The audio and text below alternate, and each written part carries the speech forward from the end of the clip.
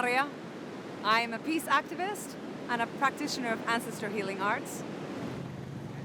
Look at that. I think you should catch that. That's stunning.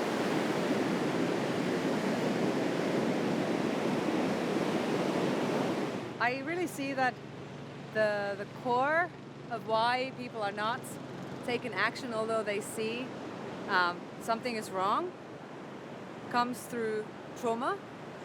And the fact that in our culture we've been conditioned to accept pain and discomfort and being bullied, because that's essentially what schooling does to us. We're taught from a very young age not to listen to the signals of our body, not to honor the cycles of our biological rhythms, and simply do what we're told to do. You know, we are given a certain time to eat in school, a certain time to go to the toilet in school, and so from a very early age we have learned to just follow orders, basically, and that is how we gain acceptance. It's a hardwired program that's in all of us.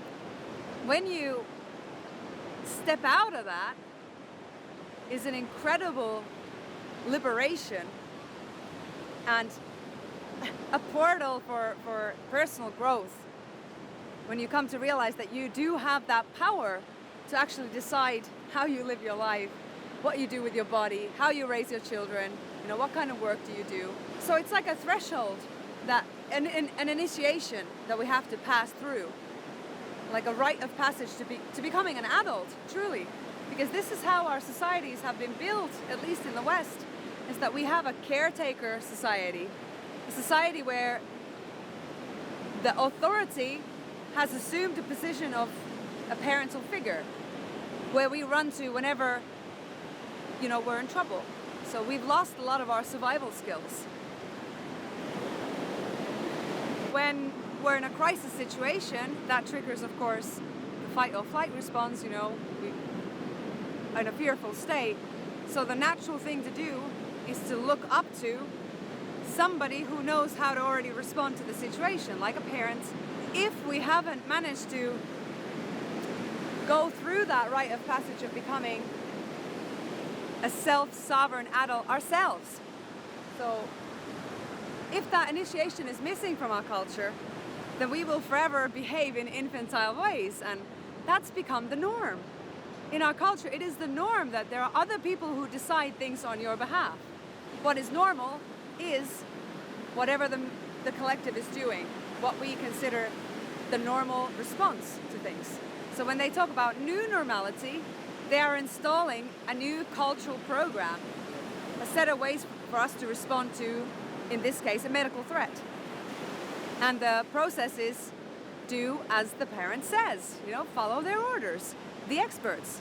But when you've come to learn how to heal yourself, you know, taking your health into your own hands, then you begin to see things from a very different perspective.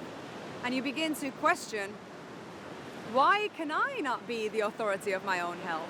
Why can I not be the one who chooses how I feed myself, what medicines I use, whether I want to cover my vital airways or not? This is the big opportunity for us to grow up, basically, and come to discover that we all have an inalienable right to choose how we live our lives. You know, this is the non-aggression principle. Do no harm. It's very simple. If my health choices are based on my own conscious will, then everyone should respect that. And this is something that is beckoned from us now. It's to come to recognize that if you choose to follow the orders of these health authorities, you have the right to do so. That is your right. That's your freedom. But also, those of us who choose otherwise have equal right, because we all have the right to govern our own bodies. This is our property. All rights are based on property ownership. You can only govern that which is yours. But this new normality is trying to destroy that, so that we would no longer consider our bodies to be our own property, but simply an extension of the state. That they can mandate things on us, a mask, a test, a vaccine. There's loads of us who can see there's something very wrong in the situation, but are not expressing that. They're not voicing it. They're not taking action.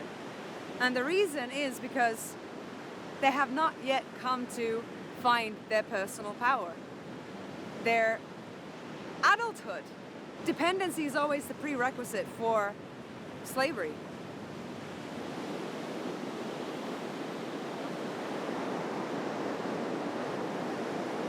And no clouds either, so it's like really bright sunshine. I see that in the freedom movement, there's an element that we don't really talk about as much, which I see that is a crucial part of even solving this entire thing, which is relationships. How do we respond when our own family members and friends are taking part in a worldview that is actually harmful to us? I can say from my own personal experience that it was extremely difficult for me to accept that the values that I'm fighting for, that I'm advocating for, my own family could not see. It felt like a kind of an abandonment and a process of grieving that I had to do to understand that they live basically in a completely different reality. I think a lot of us have trouble expressing those emotions. Emotions of disappointment, emotions of grief, emotions of anger. This, I honestly feel, is missing from a lot of our freedom movement. We tend to bottle things up and then project those traumatic experiences with our own friends and family, loss of friendship, being excommunicated, not being invited to Christmas anymore, this kind of experiences, not thoroughly going through it, not thoroughly expressing the pain, bottling it up inside, and then as a result, lashing out in protests. So I feel that energy is something that we need to look at. With which energy do we go to the streets?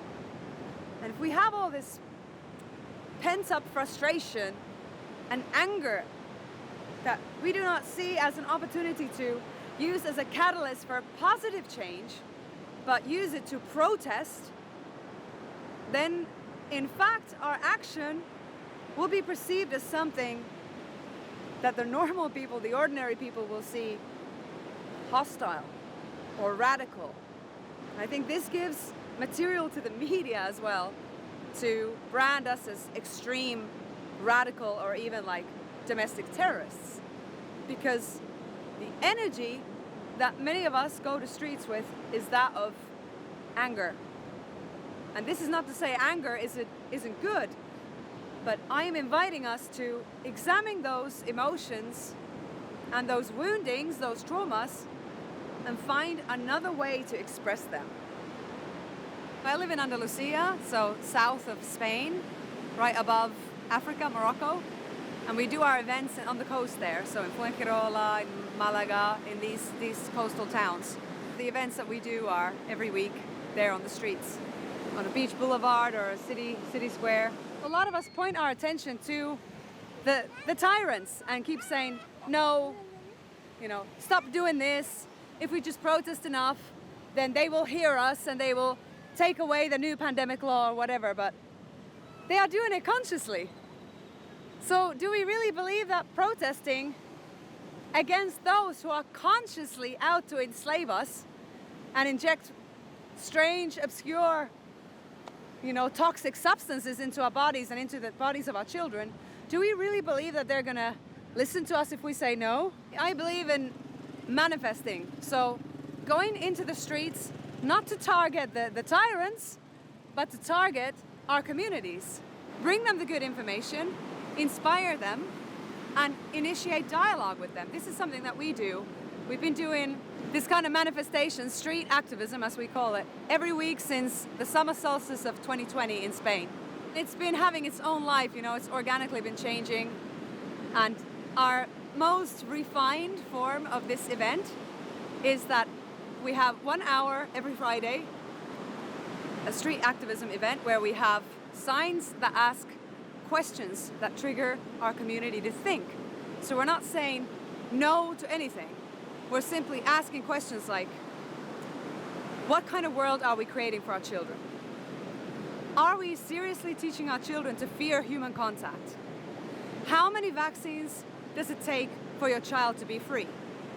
There is a way to present our message in such a way that it isn't hostile and that it doesn't trigger defense mechanisms in people, because this is what we found.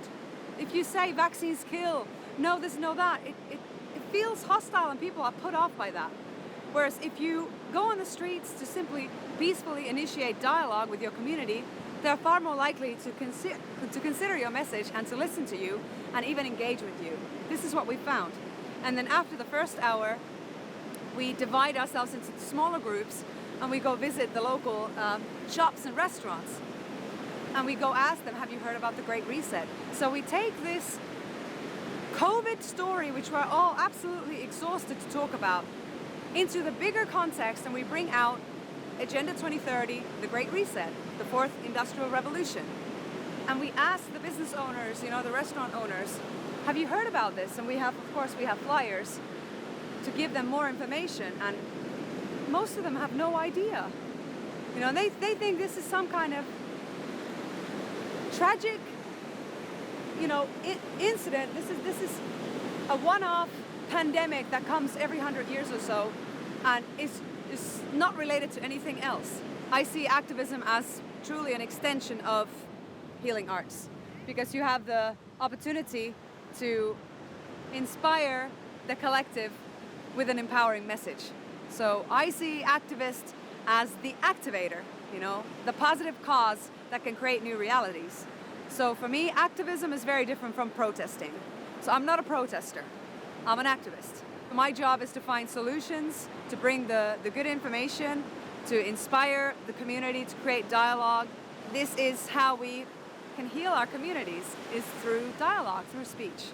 And then of course, I'm also coordinating the International Police for Freedom movement, which is a movement of law enforcement officers, soldiers, prison guards, firefighters, who want to restore dignity for their profession and are not happy with the way these policies are dehumanizing them and destroying trust in the community.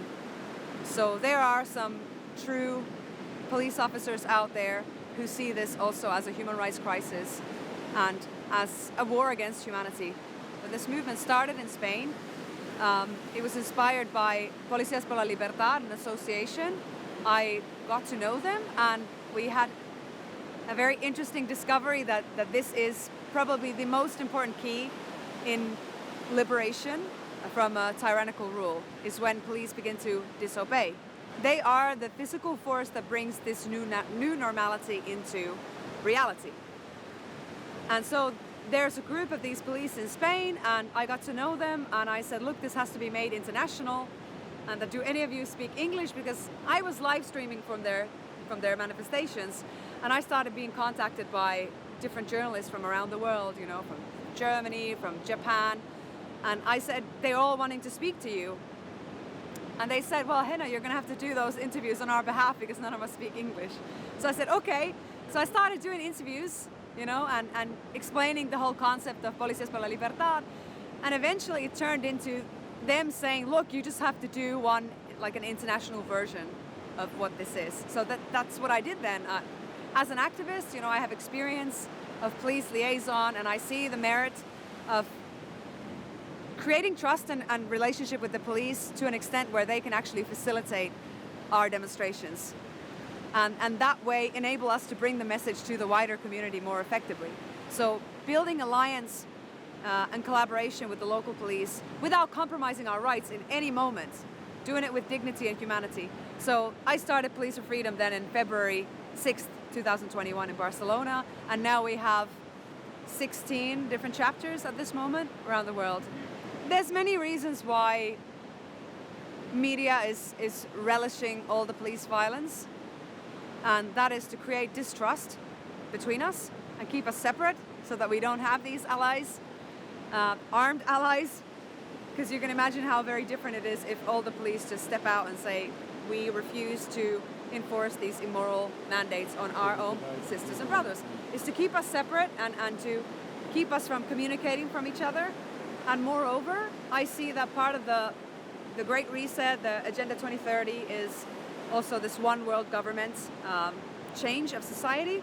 So they are out to destroy national sovereign states. They're out to destroy national police force and local police force. And they want to bring one world police force. You see the militarization of police in the way that they wear their uniform.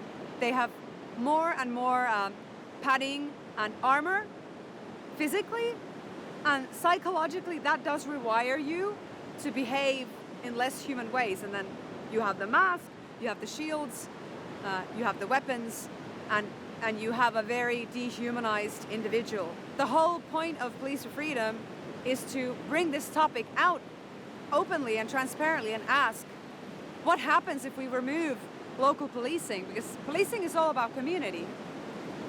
Will we then receive, law enforcement from other countries and have to deal with people who don't even speak our language? What happens to liaison or negotiations at that point? And the next further step after that is, we are talking about transhumanism a lot these days, and the fusion of technology with biology. So are we even perhaps looking at having robotic police force? How do we respond to this attempt to hijack our free will and totally reform our societies? They are creating this crisis, and of course this has happened many times before. There's a false flag event, and then they have a response that they've already generated and they've thought about, very carefully. The answer to this pandemic threat is a system of control, absolute control. So surveillance, track and trace, health passports, lack of freedom of movement, everything becomes conditional. There's talk about universal basic income, which is of course also conditional, so you probably won't be getting it if you're not vaccinated. They're installing this system which they say is like the virus safeguard. As long as we have these systems in place, then we don't have to fear when the next pandemic hits. As we know, Fauci has said this is the era of pandemics, so we can suspect that there will be more of where this came from. So they have it all under control, the way they want to rebirth the society after the crisis. And this is why they talk about new normality. They want to install a permanent new set of norms, a new culture.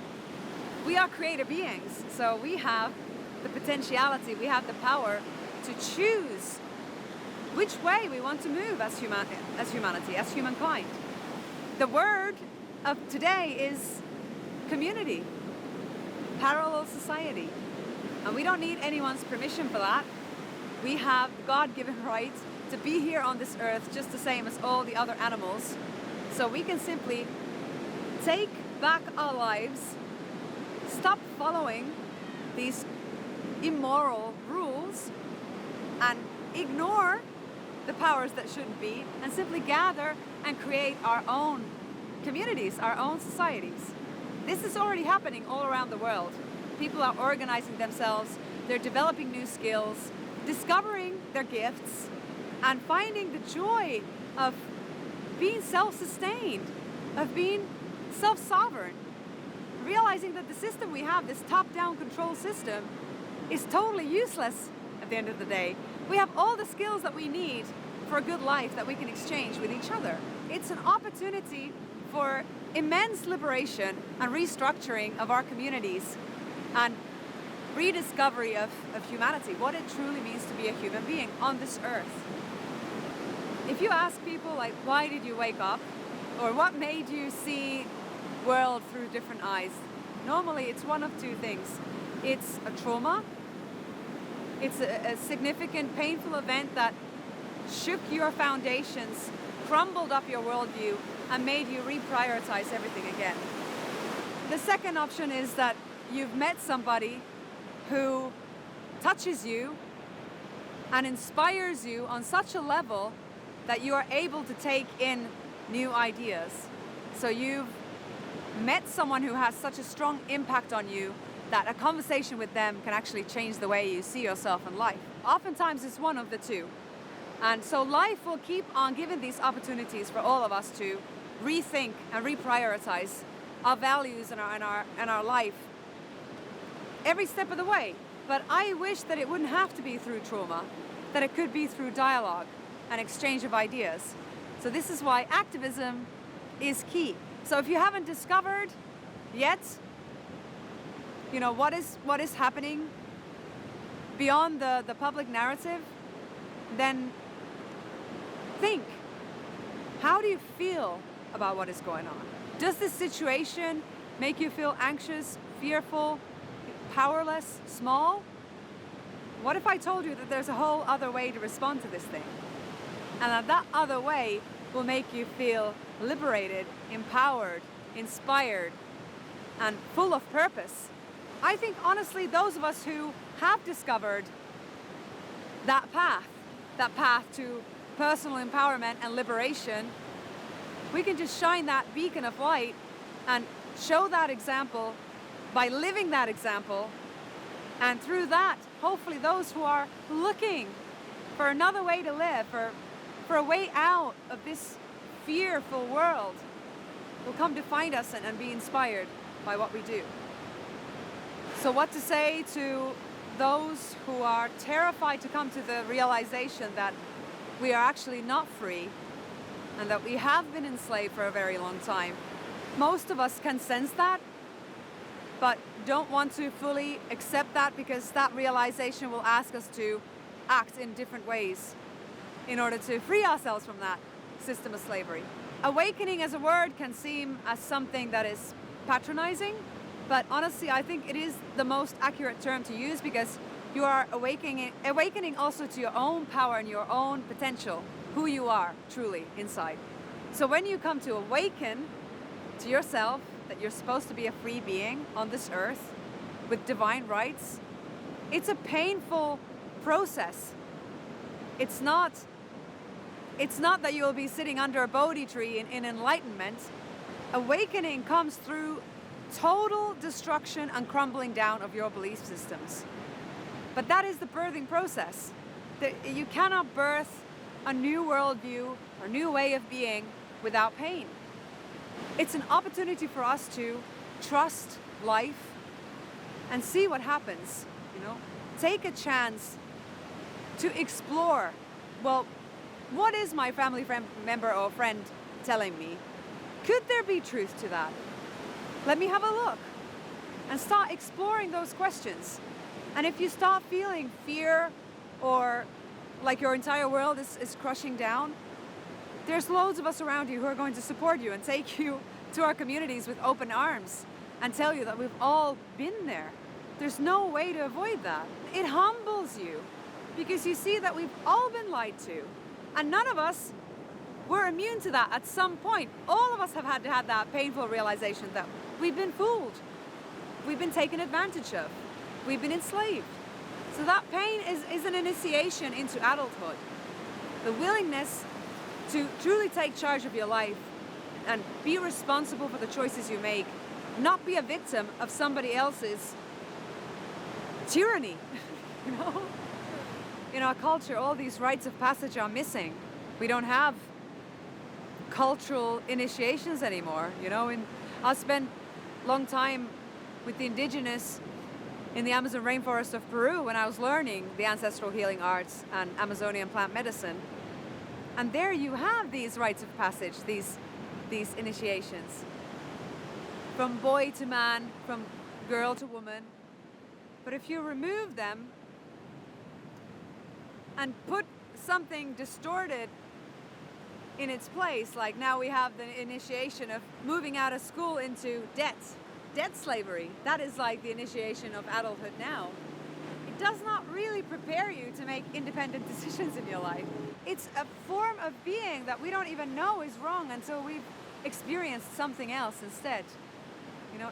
It's so normal to us to be dependent for everything that we don't even realize the prison that we're living in. So this is an opportunity to shake those confines, really come to realize that the imprisonment starts in the mind. This is why activism is so important, because we can bring the information, the message, the knowledge to the people who cannot find it because all media is controlled and everything's being censored. So we have then the duty, because we love our fellow sisters and brothers, because we're all the one human family, to talk to them and to go out of your social media and actually go onto the streets and meet your local community, talk to your business owners and shops and gyms and churches and libraries, and speak to the people and help them realize that this COVID is just one small step, a part of this larger Agenda 2030 and Fourth Industrial Revolution. And when they see the bigger picture, they understand that it's not that we are somehow pandemic deniers, but you could accurately say that we are, but that there is more to it. It's not that we have some kind of obsession against this one thing. We see the entire picture, and we see that this is a fundamental transformation of our societies into absolute control and technocratic, transhumanist societies. Jason Christoph actually said about me that I'm a guardian of humanity, and I really resonated with that, and I really like that. That has been the core of my message these last 2 years, is how do we protect the sacred heart of humanity? How do we protect the essence of what it means to be a human being? So this is why I speak a lot about how we communicate with one another, how we approach the police, because if we understand that polarization and dehumanization are crucial major steps and stages of genocide, then we must also realize that we have to alleviate that with all of our power. We have to create dialogue and bring ourselves closer together rather than be part of the problem, which is this division and segregation.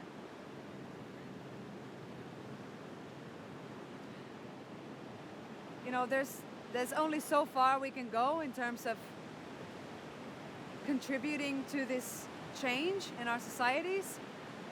So if we give the example and we lead a liberated life and we do everything in our power to create community, find our own sources of energy, grow our own food, learn how to heal ourselves, then I believe that we will just simply show a more attractive, a more humane option. And at some point, that way of life will draw people to us. They will begin to experience such levels of depression and isolation in these smart cities, in these technocratic, slave camps, that they will seek us out and they will say, hey, what is it like over the fence? What's it like on your side of the town? And they will come to our eco-villages and they will experience humanity again. I honestly don't believe that there's anything more that we can do. Just we are the change. So if we express the human potential with love and consciousness and joy, then others will just gravitate towards it. It's a bit like a bonfire, just warm, and everyone wants to gather around that. These are the communities that we are creating. That is the solution.